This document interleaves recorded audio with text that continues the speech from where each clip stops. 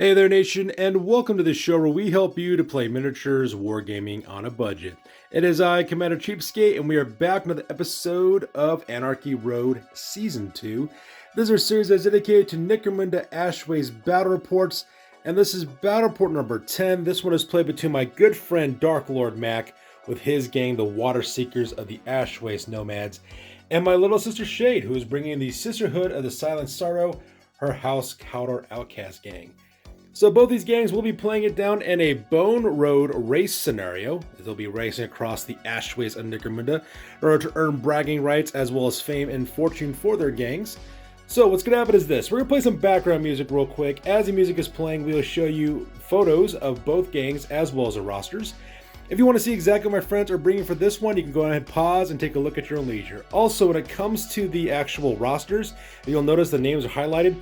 And the reason why is because my friends only get 6 members of their gang to participate in this race, so the ones that are highlighted in yellow are the gang members that they're bringing with them on this race. So with that being said, let's get this video on a roll.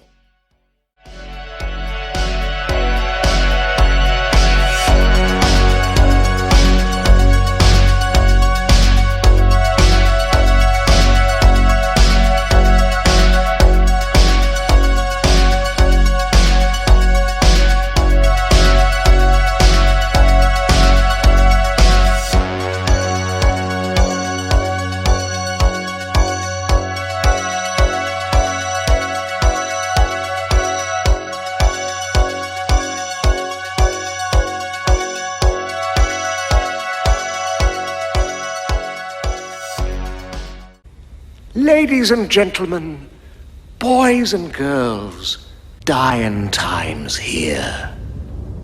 The scenario for this one is called the Bone Road Death Race. Now, this type of battle is a rolling roads battle, and for the crews, both sides get a custom selection of 6 fighters and their vehicles for their crews. Now, starting with the gang with the highest gang rank, they take alternating turns deploying 12 inches of the trailing edge, and no model can be placed within 1 inch of an enemy model. Now, if you decide to use gang tactics in the scenario, you're allowed 2 gang tactics card per player, plus 1 extra tactic card for each 100 points of difference between your gang ratings, but my friends and I don't do gang tactics, so we just kind of ignore that rule. Now, if a model is closer to the leading edge of the winner, otherwise it is considered a draw. Now, while the rolling roads is in effect, the visibility for this battlefield is 18 inches, and the race lasts 8 rounds depending on the round number, also determines what kind of effect is taking place on the battlefield. On rounds 1 through 2, the battlefield has impassable sides. On rounds 3 through 4, the battlefield has open sides. On 5 through 6, the battlefield has cliff sides. And on rounds 7 through 8, the battlefield has cliff sides with an ash crust, and if a vehicle moves less than 8 inches, they fall right through and go out of action, and you roll for lasting injuries for crews as well as lasting damage for vehicles. Now, if you manage to win the Bone Road Death Race, you may earn 4d6 times 10 credits, and for experience, you get 1 point of experience for all the participants, and the model that ends the furthest closest to the leading edge earns d3 experience points as well. Now, for reputation, the winner earns d3 points of reputation, and if a gang bottles out, they lose 1 point of reputation as well. So now that we're done with the scenario rules, let's talk about deployments and battle plans. First up, let's talk about Dark Lord Mac's the Water Seekers, which is his Ash Waste Nomad gang. So first of all, that giant monstrosity in the middle is Casanan's Needle. It is a rad scorpion with a handler. It's considered a walker type vehicle with claws. The claws act as a ram in this case. It's got nitro burners, a transport bed, a mining laser, boarding ramps, body spikes, and it's also got the walker special rule. Now, on board that vehicle is where most of Dark Lord Mac's crew is located at. First of all, we have the Saints tier, who is the chieftain of the gang. He's equipped with mesh armor, web gun, blast pistol, photo goggles, ash cloak, sky mantle, and the munitioneer skill. We also have Marduk Silent Harvest, which is a watcher who's got mesh armor, charge caster with shock blast and crack rockets, a blast pistol, a rocket pack, photo goggles, ash cloak, sky mantle, and the trick shot skill. And at the same time, we have Azardare. We also have another crew member called Numinia Farsight, who is a warrior. That warrior's got mesh armor, long rifle, scavenge stub gun, knife, rocket pack, photo goggles, ash cloak, sky mantle, as well as the specialist rule as well. Now, on the bottom is another champion. That character's name is Amelia's Halo, who is a Stormcaller. That fighter's got mesh armor, a dustback Helmite, a blast carbine, and a Stormcaller staff, photo goggles, ash cloak, born in the saddle, call the storm, bring it down, and mighty leap special rules. And on the top is a dust rider named Azadaron the Swift. He's got mesh armor, a chain lance, and a blast rifle, running a dustback Helmite, and he's also got photo goggles. He's also got ash cloak. He's She's got Born in the Saddle, Hot-Headed, Fast Learner, and Mighty Leap special rules. Moving on to my little sister Shade and her gang, the Sisterhood of the Silent Sorrow. First of all, that vehicle is called the Destroyer. It's a huge Chronos pattern iron crawler that is trapped with a large transport cage. It's got twin heavy stubbers, a blade of armor, reinforced armor. It's also got weapon stash, all-wheel steering, a nitro burner, smoke vents, and it's got the valuable cargo and trade run special rule. And on board that vehicle are 4 members of the gang. We have the Sister Superior, who is a outcast leader, who's a weird archetype. She's got mesh armor, gutter forged cloak, plasma pistol with a chain sword. She's got the telepathy discipline with unbreakable will. Then we have the Condemner as well as the Purgatus. The Condemner is a champion with a weird archetype with mesh armor, gutter forged cloak, grenade launcher with frag and crack grenades, an auto pistol, and she's got the telekinesis specialty with force shield. And the Purgatus is another outcast champion, weird. She's got mesh armor, a gutter forged cloak, a combo weapon, which is a combination of auto gun and flamer. She has an auto pistol as well as a telekinesis discipline with a force shield. And also last on that vehicle is the Duelist, who's an outcast scum. She's got mesh armor, a gutter forged cloak, auto pistol, as well as a great sword. And then lastly, right beneath them is the Harrier, which is operated by a scum racer. It is a walker with extra armor. It's also got nitro burners, smoke vents, as well as a mining laser. And that pretty much makes up the deployment for my little sister Shade. So the scenario rule for this one is the Bone Road race scenario. So the battle plan on this one is actually quite simple. My friends are simply going to be racing down the entirety of the battlefield using the Rolling Roads scenario rules and try to make it directly to the end. And the first gang to do so successfully after 8 rounds will be the winner on this one. Now, my friends do have a little bit of a competition going on this one. They do have some things going for them that they have to deal with. First of all, my little sister Shade does have the Harrier, which is a walker, which is very fast but also very fragile. But her vehicle over here, the Destroyer, is very, very slow. So she does have her work cut out for her to do the speed game on this one. Now, meanwhile, my friend Dark Lord Mac has a lot of speed going on because he does have Deathspec Helamites as well as our Rad Scorpion. Now, for those of you guys who are unaware how the Rad Scorpion is, because you're just tuning in for the very first time, what we decided to do is because at the time that this video was made, there were no rules for larger insects for the Ash Waste Nomads to use. So we created a rule called Rad Scorpions, and basically what we did was just took the Walker custom vehicle and just pretend that it's alive, all right? So yeah, I know that Nomads are not supposed to get vehicles, but at the same time, the Nomads don't really have much going for them, and hopefully they will release supplements where they can have larger insects that can count as vehicles. So until that guy comes, this is how it's going to work for my friend. So it's just a Walker class vehicle for them real quick. So my friend Dark Lord Mac does have speed on his side, but he does not have durability, and that's the problem he runs into for being an Ash Waste Nomad. Their plan's really simple: get across the battlefield as quickly as possible and win. It's pretty simple from that. So with the battle plans over with, we go directly to the top of turn number 1, and both of my friends roll off for initiative to see which of them has priority. We'll be right back after this. So that takes us directly to the top of turn number 1, and my friend Dark Lord Mac actually get the initiative on this one, and this is pretty much the entire turn. A lot of crazy things that ended up happening right out from the jump. So first of all, my friend Dark Lord Mac activates Marduk of Silent Harvest, his Watcher, which is his champion, does a group activation for Kassanan's Needle. The first thing that ends up happening is that Marduk does a basic action aim with his charge caster, and tries to fire a crack rocket directly into the Harrier. But unfortunately, though, he misses, and not much really happens over there. And what ended up happening, of course, is that he then activated Kassanan's Needle, which of course went full throttle and actually has moved up forward 18 inches. Its maximum amounts in order to take up the lead from that part. Now from there, what ended up happening is that my little sister Shade then activated her driver, the Destroyer, who then took their Chronos pattern iron crawler, moved up their normal moon allowance, and then fired all weapons, all their twin stubbers, directly into Kassanan's Needle. Unfortunately for Shade, though, she flubbed her rolls and she only got a 1, and at the same time also managed to jam up one of her stub guns at the same time with an ammo check. Now from there, my friend Dark Lord Mac then activated his Dustback Helmite Rider's Dust Rider as Zerodon the Swift. He charges directly into the Harrier with his Chain Lance, hits it twice, and puts a catastrophic hit directly on the engine, and it causes it to eat up both of its hull points and also wrecks the vehicle as well. So this vehicle is now out of action. It also suffered the repair injury of lasting damage of constant persistent rattle, so because of that, the vehicle will have to worry about that as well. Now from there, of course, my little sister Shade then activated her leader, that's Sister Superior. She did her basic action to use Unbreakable Will to give Unbreakable Will to her entirety of her crew.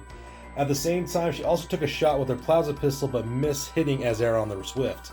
At the same time, the Condemner as well as the Purgatus, they both did basic action to use Force Shield to increase the armor save to +2 on the vehicle as well as the crew members inside. At the same time, the Contender as well as the Pergatus opened fire as well. The Contender fired a crack grenade directly into Cawdor's Needle but missed their shot. However, the Pergatus opened fire with their combo weapon, specifically their autogun, directly into Azadon the Swift, managed to hit him as well as put a flesh wound on him as well. And then finally, of course, the Watcher, real quick, not the Watcher, the Stormcaller, Emilius Halo, then moved up forward, opened fire with his blast carbine directly into the crew, but actually missed it, managed to hit the Duelist, as well as put a serious injury onto her. And then lastly, of course, the very last of these guys, Naminia Farsight, the Warrior, took aim with his long rifle, opened fired, but missed his shot. And that pretty much makes up this turn for this one. So with the action phase over with, we go directly to the end phase. So now we're back at the end of the end phase. As you can see, all the terrain is shifted down across the table to represent the fact that the road is currently rolling. And at the same time, when it came to the recovery phase for these characters, first of all, Harrier, because it was destroyed, it traveled down 8 inches and fell off the edge of the table, so it's no longer around. At the same time, the Duelist, she does manage to get a flesh wound instead, so she rolls over. Now she's 1 toughness less in her toughness stat, so she's easier to wound, but she can still fight, still shoot, still cause problems. And so because of that, she's perfectly fine. And as you can see right here, my friends are now still trying to make their way directly to the end of the table. So with that being said, we go directly to the top of turn number 2 for both of my friends, and they roll off for initiative to see which of them will be going first. So that takes us directly to the top of turn number 2, and once again, well, actually not once again, my little sister Shade actually got the initiative on this one. So she got prior, she's able to go first. And the first thing she does, of course, is does a simple movement forward with the Destroyer and has them fire up for all weapons for basic action. Their heavy steppers directly into Cawdor's Needle. Unfortunately for Shade, once again, she missed her shots, so nothing much happened there. Now, this is where my friends and I realized we all made a mistake on this one. My little sister Shade is actually driving an Iron Crawler, which means that it comes with a transport cage at the back, which means that everything we did the last round, where we're actually shooting at each other, my friends are shooting at each other, as well as my friends shooting at receiving wounds.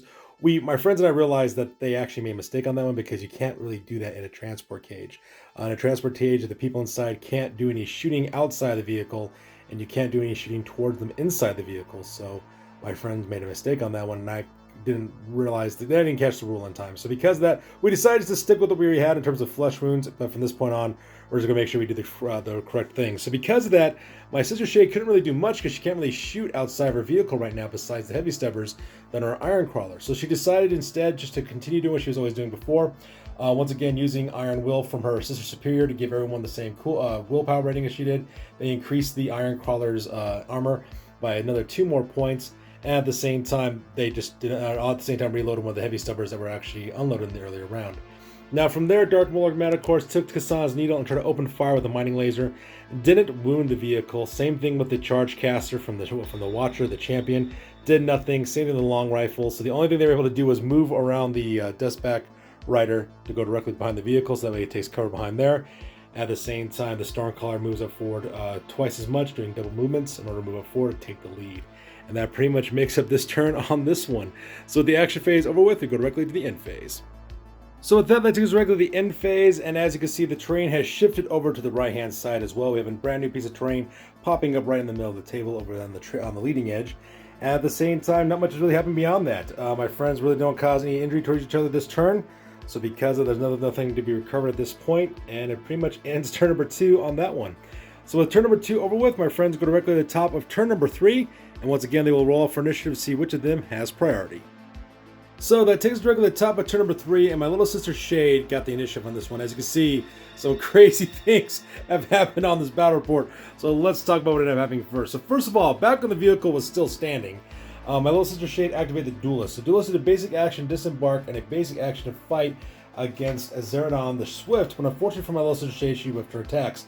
So because of that, Azaradon the Swift actually responded back and attacked for Dark Lord Mac, and managed to put an out cold result directly onto the Duelist, so that fighter is out of action. Now what ended up happening is that Azaradon the Swift decided to attack real quick using their chain lance directly into the vehicle, managed to put a wound on its drive, just because you got a really successful hit with those chain lances. Now here's where things get kind of interesting. The Shade then actually have her Sister Superior as well as the Condemner and the Pergatus use their abilities to boost up the armor save of the vehicle for the Destroyer. What ended up happening is that Dark Lord Mac decided to do a basic action aim with the mining laser for Kasana's Needle, and another basic action would fire with the lightning laser and managed to hit the drive dead on with a catastrophic shot directly to the drive. Did 2 damage to the vehicle, and the vehicle, of course, had to take a handling test, which my little sister Shade failed. And when they rolled to see exactly what happened, they rolled the roll over ability. So the vehicle rolled over twice directly on its top. So this vehicle is now wrecked. It's got unreliable damage. The crew got thrown clear, but 2 of them got pinned, and the Sister Superior is perfectly fine. But since this vehicle can no longer participate in the battle port and there's no more vehicles for my little sister Shade to use, my sister decided to surrender at this point and to call the game with a victory for my friend Dark Lord Mac and for his gang, the Water Seekers. So that being said, ladies and gentlemen, we're going directly to the after action port because this battle port is now officially over. That's it, man. Game over, man. It's game over. Now it's time for the post-game with the after-action report. This is the part of the battle report we talk about what went well, what went poorly, and what my friends can learn for the next time that they do battle. This is the after-action report for Anarchy Road Season 2 Battle Report number 10, and this one ended up being a victory for my friend Dark Lord Mac. So starting off with my little sister Shade and the Sisterhood of the Silent Sorrow. Unfortunately, she suffered 3 injuries on this one. The Duelist got an out cold result, so she made a full recovery no problem. However, the 2 vehicles, the Dish Dryer, which is the Chronos Pattern Iron Hauler, it suffered a unreliable lasting damage. That way she has to roll a d6 to see if this vehicle can be operated. In the next battle report, if she rolls a 1, it can't. And the Harrier also suffered a persistent rattle as well. Now for advancements, no members of her gang advance at this time, and from her territories, from her Night Passage she got 7 credits, from the Edge Road she got 3 credits, and from Raiders Refuge she got 18 credits, giving her a grand total of 18 credits in total. She took all 18 credits from her territories and placed it all in her stash. For her reputation, she got 1 point of reputation from her territories, giving her 4 total. Her new record now is at 1 win and 1 loss, and her gang rating is still at 2,400 points. So moving on to my friend Dark Lord Mac with his Water Seekers of the Ash Waste Nomads. He actually suffered no injuries in this battle report, and he just suffered no advancements at this time either. Now, during this time period from his territories from Klazamar's Point, which gave him 3 credits from that, and he also decided to take Blade's Cut, which is 4 credits on that one as well. And by combining Klazamar's Choice and Blade's Cut, he got the Slaver's Way trade route.